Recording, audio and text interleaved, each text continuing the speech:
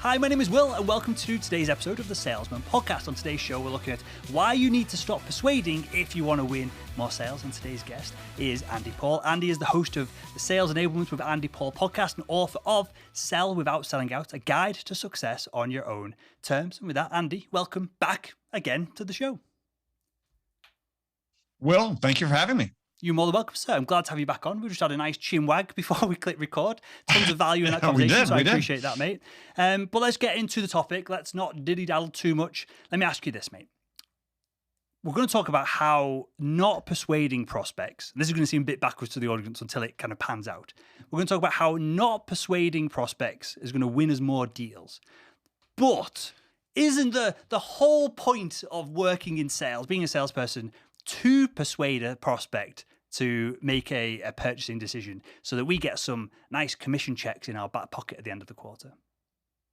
Well, we certainly want the commission checks. The question is, how do we get there, right? Mm-hmm. So, yeah, no, I don't believe that our job fundamentally as the salespeople is to persuade someone to purchase our product. I think that our job as sellers is to listen to our buyers, to understand what are the most important things to them, both in terms of the challenges they face and the outcomes they want to achieve, and then help them get that. And I think that when you have that mindset and that perspective on what your job is, you use a different set of actions to get to the end result. And that makes total sense, right? Everyone who's listening to the show right now, Andy, have just gone, yeah, of course. But why is that common sense, but it doesn't get implemented? It doesn't happen for a lot of salespeople that way. Well, I think a couple of things. One is I think people come into the profession with this idea of what they have, how they have to act to be a salesperson, which they picked up through maybe people that they know that are in sales, but certainly through popular culture and so on, the way salespeople have been portrayed for ages. But then most importantly, it's really how sellers are socialized and educated about what their jobs are. And in most cases, they are told, this is your job.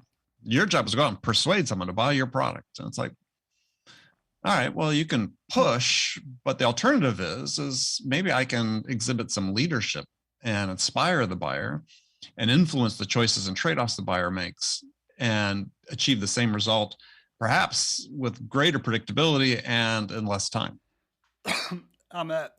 So the audience will know this by now. We do this show as live as we possibly can. I'm choking on air, literally, as You're choked up by what I just told you. Yes, I know. It upsets me. It upsets me, Andy. So, excuse me. With that, mate. We'll try and cut this out after the show, of course. That's fine. Oh, man. Okay. So, with that, who is to blame? Are we blaming individual salespeople here for not having agency over their own kind of profession, over their own career, over their own actions? Is this media and Hollywood? Obviously, there's a stereotype of the used car salesperson out there that we can perhaps lean into as well. The Wolf of Wall Street, these kind of shows and films. Yeah. Or is it sales management? Or is it the customer who's accepted this behavior for long enough that it's then become ingrained as the correct way to do things? Who, if we have to blame someone, who are we going to blame? If we had to blame someone, yeah. It's not the individual salesperson. If anything, it starts at management, right? Is increasingly we see managers, and I said increasingly, is use this great technology that's available for sales. And instead of using it to sort of fundamentally reset how we engage with our buyers, what it's typically in the hands of most managers being used to reinforce these previously bad behaviors that existed in sales, these pushy salesy behaviors. In fact, perhaps using the technology to amplify those behaviors. And so I think it starts, I blame maybe too strong a word because this is part of a tradition that's gone on for a long time, but we haven't used the tools available to us to, so I said, sort of fundamentally rethink and reset the relationship we have with buyers. So so the salesperson listens to this now, they're driving along, they're rocking and rolling, they're excited about you being on the show, Andy. They're going, okay, that makes sense. But I already do a discovery call, and I already, I listen to some of Andy's podcasts, listen to some of Will's podcasts. I already ask some what I consider decent questions. but I still find that the buyer has like status quo. There's confirmation biases of decisions they made in the past. There are other elements that like hold them steadfast in this position where I know that if they leverage our product, if they buy into what we offer, we can help them. How does that salesperson who's listening right now, who perhaps, I think you've used, and I'm mirroring your wording here carefully, Andy, they are persuading buyers, having done discovery, to get the deal, to get them over the line. How do they need to rethink the process and perhaps do less persuading and more leading? What practically does that look like? Well, what practically looks like for discovery is in the hands of most sellers, the way they're trained is okay, you've got a playbook for discovery. You've got these questions we typically ask to this persona within this ICP. You should expect to get this type of answer based on receiving this type of answer. This is how you respond. And what happens then is discovery turns out being like a survey taking, right? I collect some amount of information, but I don't understand a thing, right? I know this information, but I don't understand why it's important to the buyer. And this is the big gap that exists in discovery oftentimes is I sort of know what they sort of think, but I don't really understand why. I don't understand what's most important to them in terms of the challenges they're trying to face. I haven't helped them think more deeply and broadly about that challenge with the questions I'm asking, because I was just gathering information rather than using questions as a way to help the buyer think differently about the problems they're trying to achieve or the problems they're trying to solve and the outcomes they can achieve. So this gap between knowing something and understanding it is a big difference. And it requires going deeper with the questions. So in my book, I lay out in a chapter on curiosity lay out 6 question types that if you use them in combination, is you will surface eventually what is most important to the buyer. And then when you have that information, when you know what's most important to the buyer, then you can say, okay, now I can work with the buyer because we know what the target is. We know what the real target is. I can work with the buyer now to try to influence the choices and trade-offs they make about how to achieve their desired outcomes. So is it a case of getting the buyer to understand where they are? And you go through this process as well, right? Allowing the buyer to then, or enabling the buyer, helping them with your industry expertise. Clearly, you've probably sold this product more times than the buyer has bought it. Get them to visualize, understand where they could be. And then is our job then to enable the buyer to see how they get from one place to another, as opposed to have a stick behind the back of the head, whacking them to get from the start line to the end line. Yeah, right. I mean, so just fundamentally, you can even break it down even further and say, look, if you're doing a persuasion-based sales approach, it's pushing, right? You're pushing the buyer. And I think sales is really a leadership role, right? Where what you're trying to do is you're trying to help the buyer understand what's most important to them, but then you're going to inspire them to go on this journey with you to co-create what this vision of success will look like when the buyer invests and uses your products and your services. Because really, when the buyer's making a purchase decision, what are they buying? They're not buying the product. They're buying the vision of what that product can do for them and the outcomes they can achieve. And I think that's more fundamentally a leadership aspect than a push aspect. Mm-hmm. So let's see if we can go practical with this. So I know when I'm selling our Seller Made Simple Academy training program, right, I do what we're describing here. And I'll start one place and I'll say, well, the training is going to allow you to do this. It's going to free up your time. It's going to do this. It's going to do that. And then allow the prospect to, and I call them a prospect loosely because usually they're fans of the show already. That, there's a bit of relationship already there. So I'm perhaps a few steps ahead of what the audience might be with their potential customers. But then we get to the point of, well, what do you actually want to achieve? Forget your sales target. Let's go beyond that and let's see where you need to be in 5-10 years, what you need to earn to get to that point. And then you see their eyes start to open up wide and you can then go, well, okay, well, our training maybe can help with this or maybe it can't help with this. And we go down the kind of giving the solution to the problem, right? But and again, I'm conscious that I'm coming from a perspective of the audience.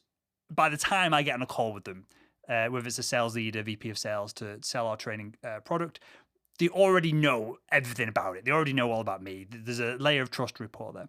So with that said, Andy, what do we do if we're selling something like office furniture or accounting software or, something like this where there's perhaps and maybe you can help me with this, but instantly I'm struggling to come up with some grand vision for the cheap office furniture that I'm selling. You know what I mean? Versus what I just described of a transformation, which is going to change both your career, but perhaps your personal life as well.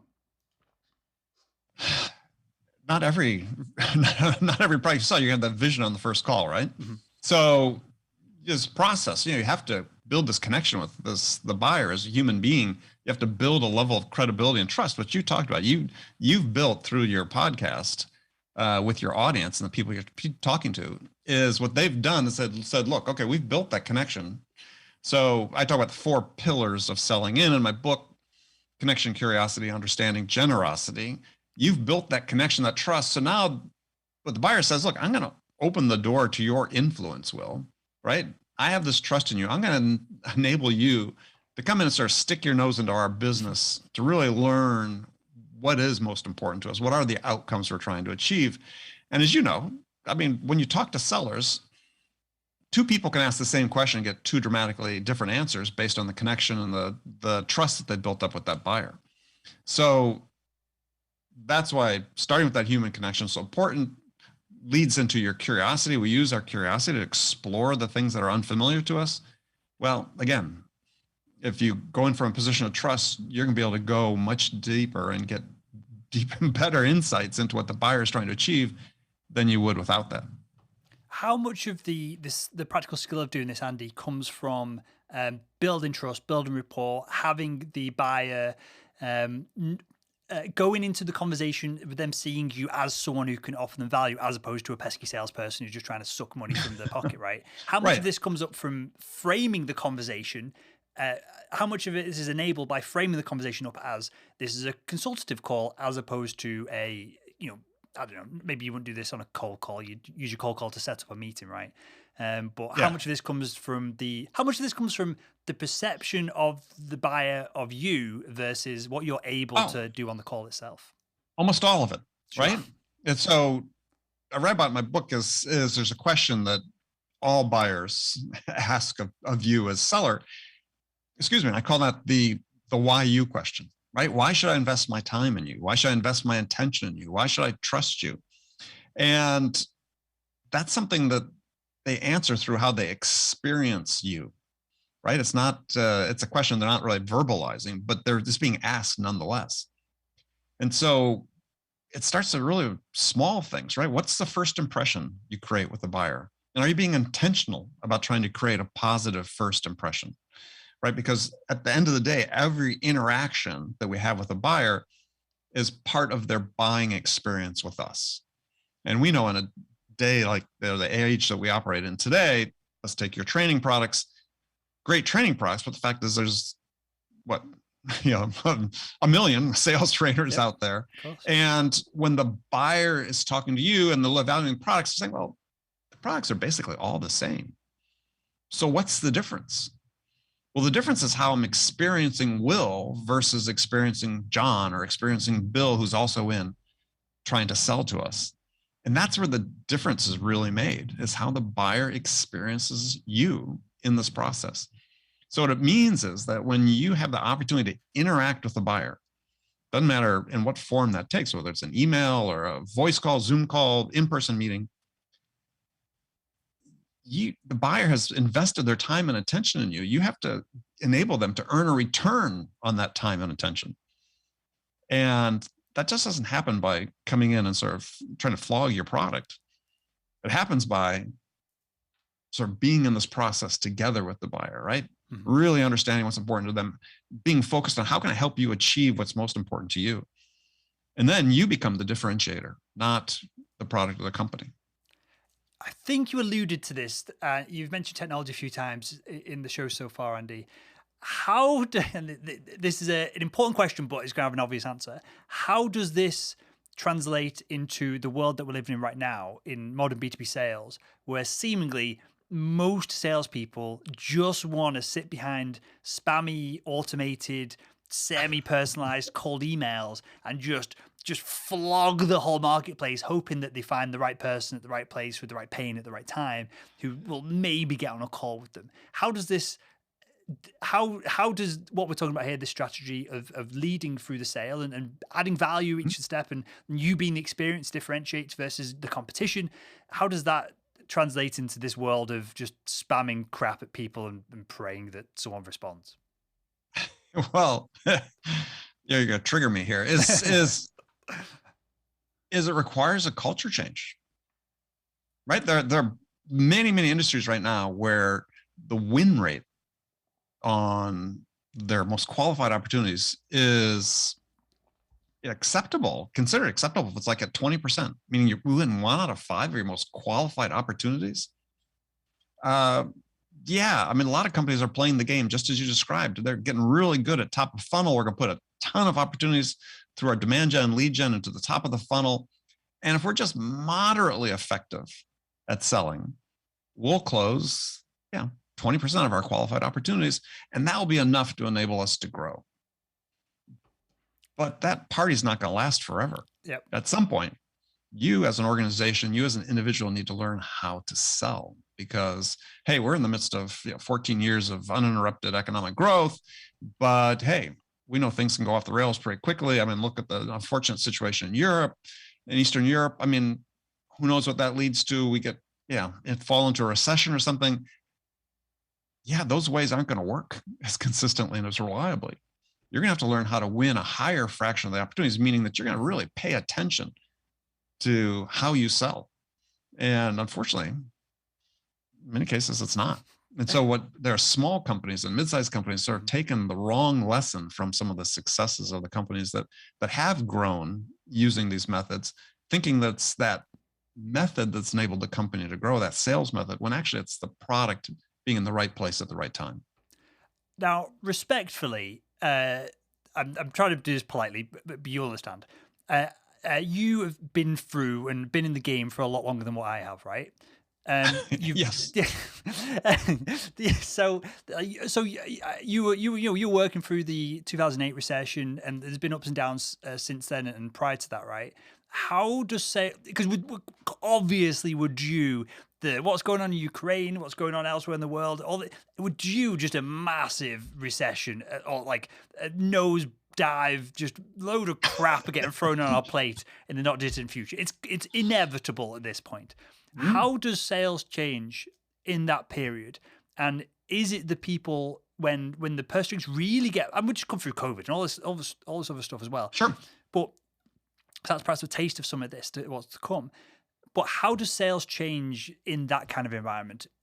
Does the spam work then, or does it just go down to zero at that point, and then it's down to salespeople who actually are capable of selling, capable of leading, capable of guiding someone through a sales process and adding value every step of the way? Which side do we want to be on when the shit hits the fan, Andy? Yeah, well, not the former. It's more the latter, right? Because there's going to be, more people chasing fewer dollars at that point, right? So this idea of differentiation through how you sell becomes more crucial. And your ability to ensure that every time you interact with a buyer, that you're helping them make progress toward making the decision, hugely important, because then, as I said, you become the differentiator, and you're saying, gosh, when I'm working with you, when I understand what's really most important to you, then I can help you sort of work through this problem, which is when things are tough, and this came through at sort of the beginning of COVID, is yes, some decisions were deferred, but the ones that went forward were the ones that had the shortest time to value for the purchaser. And you can't really help somebody get to that position of understanding what's the shortest time to value with your solution if you don't really understand what would have the most value for them. What's the 80-20 of getting to this point? Because it seems like what we need is the ability to ask great questions. We also need industry expertise. We need to understand the industries that our customers are selling into, or the market that they're servicing. But this is stuff that maybe takes 5 years, 10 years of head down sales experience, right, to nail some of this, whether it's the contacts within the space and all this kind of stuff, and building. Well, some. So what? Some. I mean, I would argue that. I mean, fresh out of school, Sure. I knew nothing about business and my customers' business and so on. Yet I had some success right out of the gate.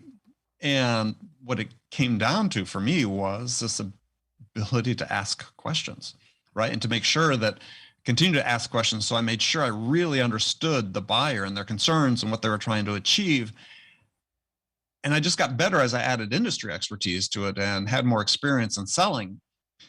But I would say if you start with the basics, as I talk about in my book, anybody can have these conversations regardless of the level of expertise they have.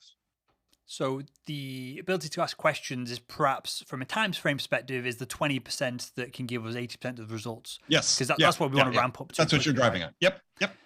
So with that said, then, and I realize this is kind of going against the whole premise of this show, is there a framework to asking questions? Is there a structure? Not necessarily a script, but other than just being curious, which when I was selling medical devices, I was insanely curious. I loved talking to surgeons about this insane equipment that I was passionate about selling. I know it sounds ridiculous to anyone who doesn't really understand that space, but it was such a cool environment to be in, a cool product. I'm a massive tech nerd, right? I love chatting about all the different, even how things are cabled up, right? It was insane. I loved all that kind of stuff. So I was insanely curious. So with curiosity, we can hopefully tick that box. If you're in a crappy job selling to crappy people and a crappy product, you need to perhaps change what you're doing, if possible, right? That will tick a lot of boxes automatically. But are there any structures to asking questions, or any questions that we should be asking? Is there any kind of framework to be able to enable us to ask better questions, especially if we are perhaps not at the point where we can do this kind of unconsciously competently at the moment? Right. Yeah. So again, hard not to flog my book necessarily, but yes, in my book, I write about 6 sort of core question types that sellers can ask and should ask. And the thing is, sort of to reach a level of mastery it's how you combine the questions to help you get to where you want to go. But examples of questions are, and one of my favorite for us, I call impact questions. And so the impact questions are causing the buyer to think about what the impact of making a change would be, or the impact of not making change, but to quantify what that impact is in one regard or another. And it's really useful to use these impact questions sort of in layered forms, right? What's the impact on the organization of making a change, impact on your team, impact on you personally? But when you get people thinking about, wow, what would this mean for me, right? What will the impact be? How do I quantify what that be, whether it's, time spent or time invested or dollars or whatever, they start thinking more deeply about what it is they're trying to solve from a challenge standpoint and what they potentially can achieve. One example I talk about in the book, another I talk about in the book are insight questions. We always, not always, but you hear people talk about, hey, insight-led selling is we have to be prepared with commercial insights to tell our buyers. True, but I think more importantly than telling insights is conveying insights through the questions you ask. And so where the buyer sort of arrives at that insight by themselves. So an insight question is the type of question you ask a buyer where you're going to ask them something about their business that they should reasonably be expected to know, but possibly don't. Right? So it's something that's going to cause buyers to sort of sit up and think, oh, that's really interesting. I hadn't thought of that before. The fact that you asked that question, in their mind, they're going, clearly, they've got some industry expertise to come up with this because this is an insight into my business. Mm-hmm. And then a little bit of fear of missing out because it's like, they know this from the people they're working with, the companies they're working with. What am I missing? So it's just an example 2 of the 6 question types that you can actually, as you get into the book and you read them, you think about, okay, how can I pair these up now to sort of say, okay, this will become sort of a standard questioning routine I use, maybe to open the door to a little deeper insight into what's most important to the buyer. What would be an example? I'm kind of putting you on the spot, but I know you can handle it. What would be an example of one of these questions for selling B2B sales training? Or you can use a different kind of niche if you like. But what would be an example of a couple of these questions in that kind of context? Well, I would start with an impact question, right? Or we could even start with an insight question. I mean, for example, in my consulting business in the past, what a question I used with CEOs was, All right. Well, so tell me, how many hours of selling time does it take you on average to move a prospect from initial point of contact to a close? And the response was generally crickets. Yeah. Now, the problem with that is this is one of the most core questions you should know the answer to as a CEO, as a sales leader, because this really dictates how productive your sellers are being. How many dollars of revenue are they generating per hour of actual selling time? And this dictates, what your productive capacity as an organization is. How can you really forecast unless you know this? But more importantly, is it gives you information about how effective your sellers are in front of the buyer. So if you're selling sales training, this becomes pretty important, because then you say, okay, you want to look at that data and say, okay, well, how does John differ from Jennifer in the dollars of revenue they generate per hour of selling time? Suddenly have some information about, again, how effective they are in those moments that matter with the prospects, and what you might need to do to change and to train them up. It could be you'll learn some of that through listening to their calls or whatever. But that's just one sort of question that gives you some. It's a conversation trigger. It's a discovery trigger with the buyer, because if they don't know the answer, they are certainly curious to find out what the answer is. Love it. Absolutely love it. Okay, with that said then, how do we come up with some of these questions, right? Because it seems like this isn't something that we're doing on the fly. We're not coming up with this magic in the moment. These are somewhat thought out beforehand, and maybe we need to test some of this as well. And we're looking for prospects to have crickets, to have like bright eyes on the Zoom call, and go great question, and start kind of stumbling in their words, getting back to us. Is this a case of getting the sales team together, brainstorming ideas, leveraging different people's experience? Is there a process that we can go through to write these kind of questions? How do we go about formulating a series of these questions so that hopefully the audience can start using some of this today? Right. So insight questions require that you really understand what your buyers are doing with your product and service. So whether this working with your success team, work with marketing team, with case studies, and you start with a premise, which in my experience over decades has proven out almost 100% of the time, is the buyer has found a use case for your product or service that they didn't anticipate when they were looking at it. And from that use case, they're extracting value from your product and service that they hadn't anticipated. And you want to find, through conversations with your buyers, your customers, what those are. So whether that's your sales team, your success team, your marketing team, it really requires you to be in touch with your existing customers and make sure you're asking these questions of them and really exploring, because this then is the source of insight, right? It's not that, hey, 60% of our buyers get this, value from using our product. It's like, sure, you sort of expect that, but where are the unexpected sources of value that they're generating? Unexpected use cases. Find those out. And then those become the substance that you use to create these insight questions. Mm-hmm. So would that be? They exist. They exist. You find I've found for decades, won't say how many decades, in selling from the largest corporations in the world to small business, is there's always one thing in there. There's always one thing that was unexpected, that was a surprise, that again, helped generate a return on that investment that they hadn't anticipated. So would we be asking questions to a good customer, get them on the phone going, what did you think you were buying the product for? And then why are you continuing to use the product moving forward? And then I guess we can, if we did this across the sales team, we could document this into industry. And then when we speak to a certain person in that industry, we can perhaps refer back to the documentation.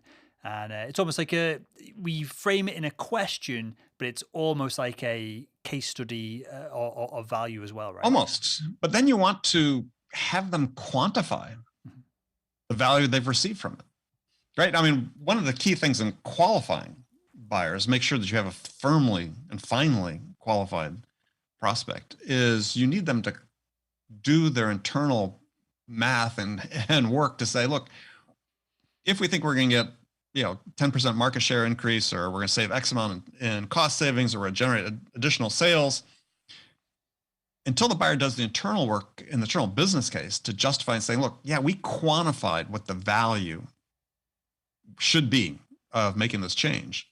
We know what it means in euros or dollars or whatever. Well, now you're doing it on the other side of the equation. Now they've put it to use. Yeah, let's quantify. What is this value that you actually received? And so it's starting with those questions you talked about, then digging deeper and saying, yeah, we need to reduce this to dollars. Mm-hmm. Should every conversation do that, you'll find the sources. I'm sorry. Should every conversation be like this? Or is it fine occasionally to go, okay, well, it seems like you need our product. Here's our product, and the deal is done. And obviously that happens rarely, but it does happen. Sure. Is there a reason? Is there value in going these few steps deeper, no matter how easy the sales process is going through, or is reserved? Go on. Well, because a high fraction in the B2B world, a high fraction of qualified opportunities end up in no decision. Buyer decides to do nothing. And my experience has been, and my belief is, that most of those turn out because the buyer hadn't taken that final step of doing their internal justification for the investment based on the value, a quantification of the value they're going to receive from doing it. So they might as well just stay where they are. So you can't get the buyer to a point where they actually say, oh yeah, this is going to mean, an extra $200,000 to the bottom line. You run the risk of ending up in a no decision. So even if the deal looks easy, get the buyer to quantify the value they expect to receive from it. Absent that, you run a real risk of being a no decision. Amazing. Final question for you, Andy. That is, how, I assume we do, but how do we document some of this? Because if this is happening in conversations and you get people super excited and they're loving the conversation with Andy Paul, he's really opened our eyes. There's this unique value in this opportunity that they didn't see beforehand, and you've communicated effectively, and they're loving it. But then a week later, they've forgotten about it, right? Or a month later, when they've got Bill, the champion, the account on board, and then they've got to get sign off from the CFO who's pushing back. And maybe they are not as able to communicate what you've described as, what you are in the call with them directly, and the CFO doesn't want to meet with you. How do we, and again, I'm assuming that this is part of the process. Sure. How do we document some of this so that it can be kind of shared within the account, or it can be communicated on our behalf by our champions? I'm a big believer in summarizing what you think you've learned and sending it to the buyer. So to confirm, first of all, I'm a big believer in confirming it in person, first of all. And I take it a step further in the book because, it's fairly common sales training. Use your reflection questions, reflect back to the buyer what it is you thought you learned, get them to confirm it. Sure, that's great. But there's usually a missing step, which is when you're doing this in person, which is, hey, this is what I think, Mr. Prospect, this is what I think I heard. Did I get that right? Yeah, you got that right. And then you say, okay, so what are we missing? And when you put in that, what are we missing after you've confirmed everything? Again, it's another opportunity that causes the buyer to stop and think, what are we missing? Right? And an opportunity to open the door to further discovery.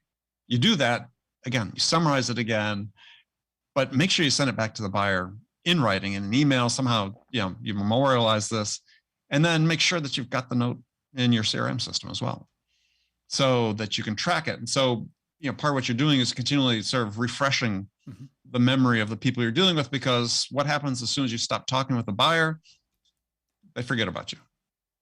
And that's natural, right? I mean, it's funny, I read these studies where research analysts decry, oh gosh, during a buying process, the buyer only spends 17% of their time with sellers. It's like, sure, that's fine. I mean, that's probably high. I mean, they've got real jobs to do that don't involve talking to you about buying a product or service. So you need to think about the fact that how do you keep them, their knowledge about what's going on, sort of up to date and current. And you're going to do a bunch of that through written communication. So you summarize your communications, you remind them of it, and refresh them and say, okay, now we're ready to go to the next stage. This is what happened before. Final question here. I know that the last one was the final question, but you've done it a few times in the podcast, Andy, when you've given examples. How important is it for salespeople, right, to be able to ask a question and then just shut up and take that little bit of stress and pressure where the buyers, perhaps they're struggling to come up with an answer. I said you've used it in a couple of times in your examples, because this is something I see really lacking in salespeople when we're training them, right? The ability to just go, just stoic-faced and just sit there and, whether if you're on a phone call, you just mute your call, right, and run around the room and kind of get the stress out.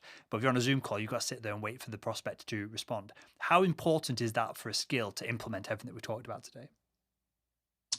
It is important, and I talk about it in the book, and it's driven, this idea that they can't shut up and listen is driven by the fact that they want to respond, right? Is when they're listening, they're not listening to understand, they're listening to respond. And so this is the thing, the habit that needs to be broken, is because, if you're already formulating your response to the buyer while they're giving you the information, you're not really capturing the nuance of what they're trying to tell you. So what I recommend in my book is just a simple pause between hearing and listening to what the buyer has said and before you respond. And what I talk about is sort of an Americanism, is like when we play touch American football, is we talk about giving something a 1 Mississippi. That's a count, right? Giving something a pause before you take an action. So when the buyer finishes speaking, say to yourself, 1 Mississippi. Say it silently. You don't have to say it out loud, but you're giving yourself that space to process what they just told you before you respond. And that's really important. So build in this beat, or maybe 2 beats, depending on how long it takes you to say 1 Mississippi. And then you get a chance to absorb what they've said, process it, and then formulate an appropriate follow-on, either question or a response of some sort. Amazing stuff. I appreciate that, Andy. Well, with that, mate, tell us where we can find more about the book, the title, where we can find out more about the man, the legend, Andy Paul himself as well. Here's the book, Sell Without Selling Out. Back on the full screen, is available at Amazon or wherever you buy books, and shipping in the UK on the 22nd of March, I believe. And available most places now. Unfortunately, proverbial supply chain issues getting the book to the UK. They can follow me on LinkedIn. A very active presence there. You can listen to my podcast, Sales Enablement with Andy Paul. And finally, come to my website at andypaul.com. Amazing stuff. Well, I'll link to all of that in the show notes to this episode over at salesman.org. And with that, Andy, it's a pleasure as always. I appreciate your time and your insights on this. Well, thank you. Thank you for joining us on the Salesman Podcast. Thank you. It's been a lot of fun, as always.